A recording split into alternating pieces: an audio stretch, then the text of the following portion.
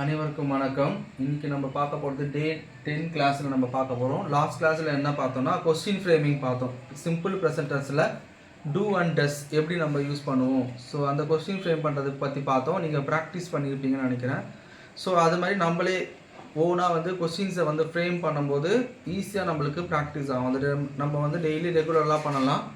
So day 10 கிளாஸில் நம்ம என்ன பார்க்க போகிறோன்னா, ஒரு விஷயம் வந்து எனக்கு பிடிக்கலை அப்படின்னு சொல்கிறதுக்கு நம்ம என்ன யூஸ் பண்ணுவோம், do not and does not அப்படின்னு நம்ம யூஸ் பண்ணுவோம். அதை பற்றி தான் நம்ம இப்போ கிளாஸில் பார்க்க போகிறோம். ஸோ இங்கே நம்ம என்ன யூஸ் பண்ணுவோம், டூ நாட் வந்து டோன்ட் அப்படின்னு ஷார்ட்டாகவும் யூஸ் பண்ணலாம். டஸ் நாட்டுக்கு வந்து டசின்ட் அப்படின்னு யூஸ் பண்ணலாம். Plus subject plus V1 verb, first verb வந்து நம்ம யூஸ் பண்ணுவோம். ஏன்னா இது சிம்பிள் ப்ரெசன்டென்ஸ்ன்றதுனால. டோன்ட் யூ லைக் சாக்லேட், உனக்கு சாக்லேட் பிடிக்காதா அப்படின்னு நம்ம கேட்கலாம். டசன்ட் ஈ லைக்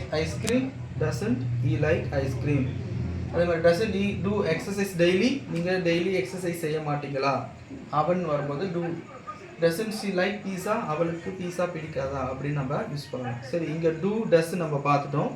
அடுத்தது ஆர்யூனா நீங்கள், ஆர்யூனா எப்படி அது நம்ம யூஸ் பண்ணுவோம் அது நம்ம பார்க்க போகிறோம். ஆர்யூ வரும்போது ஒரு ப்ரொஃபஷனுக்கு நம்ம யூஸ் பண்ணுவோம். சரிங்களா, ஆர்யூ வந்து நவுன் ப்ளஸ் அட்ஜெக்டிவ்ஸ். நவுன்னா என்ன பார்த்தீங்கன்னா ப்ரொஃபஷன் பற்றி சொல்கிறது. அட்ஜெக்டிவ்ஸ்னால் ஃபீல் பண்ணி சொல்கிறது வந்து நம்ம அட்ஜெக்டிவ்ஸ்னு சொல்லுவோம். ஃபார் எக்ஸாம்பிள், ஆர்யூ ஏ டாக்டர், நீங்கள் வந்து ஒரு தொழிலை சொல்லும் போது நவுன் யூஸ் பண்ணுவோம் சொல்லிடுறோம். ஆர்யூ டாக்டர், ஆர்யூ இன்ஜினியர், நீங்கள் வந்து இன்ஜினியரா அந்த மாதிரி கேட்கும்போது நவுன் வரும்.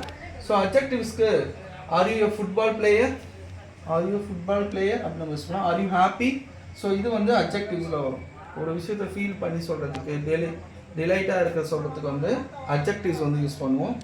ஆர் யூ சேட், நீங்கள் சோகமாக இருக்கீங்களா அப்படி கேட்கறதுக்கு.